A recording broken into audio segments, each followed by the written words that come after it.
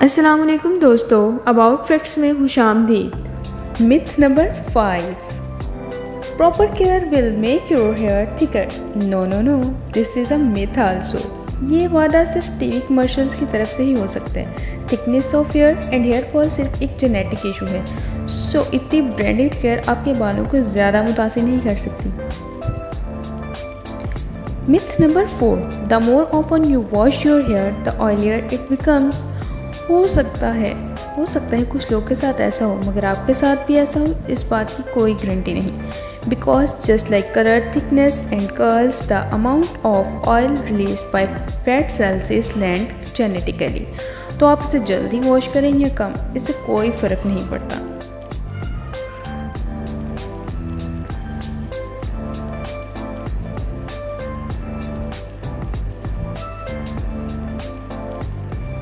Myth number 3, if you tear out a grey hair, you will get 2 or 3 in its place. Really? اس میں کیا logic ہوا؟ کیا grey hair کے پاس evil powers ہیں کہ یہی سیم کنڈیشن ہیلتھی والوں کے ساتھ نہیں ہوگی؟ آپ یہ سوچ کے یہ سوچیں گے کہ tear them out۔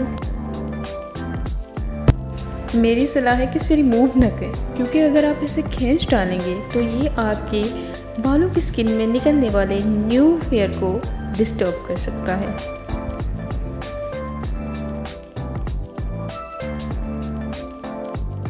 Myth number 2، cool water closures the cuticle and here become smooth.